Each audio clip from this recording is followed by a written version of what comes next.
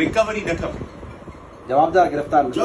गिरफ्तार थियनि साथारीदार गिरफ़्तार थियनि पाथारीदार गिरफ़्तार थियनि असांखे हेल चोरी न कबियल आहे असांजे ॿारहं जे शहरनि खे एतिरी सहक ॾिनी आहे जेके लख विया आहिनि मां भरे ॾींदुसि पर हेल मुतफ़िक़ थी हिकिड़ी ॻाल्हि ते बीहणो आहे त चोर खपे चोर जो साथारी खपे असां पिनी सीधी बि ॿारनि खे पूरा करे ॾींदासीं पुलिस जेकॾहिं चोर तव्हां गिरफ़्तार नथी करे त तंहिं खां पोइ तव्हांजो लाइमल वधीक छा हूंदो? सुभाणे रखी अथव न एस पी साहिब सां मां तव्हांखे सवेर छा चयो त मां वारा जी अवाम सां बीहंदुसि जेको वारा जा हक़ी अवाम नुमाइंदा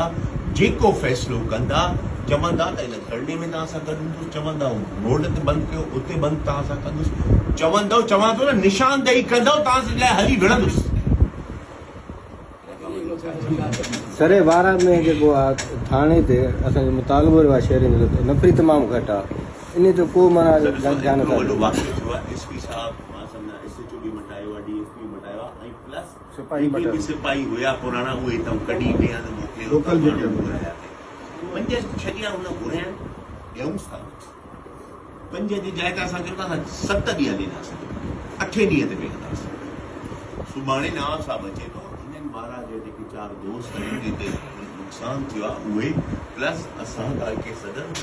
नवाब साहिबु गॾिजी हलंदासीं SP साहिब ऐं असां हुन सां सिधो ॻाल्हाईंदासीं न असां चऊं था SP बदिली थिए के दोस्त लिखंदा त SP साहिबु बदिली SP बदिली न थिए SP साहिबु तमामु सुठो ऑफिसर आहे SP हुजे चोरियूं रिकवरी थियनि मां तव्हांखे सवेर चयो था त पैसा न खपनि चोरी न खपे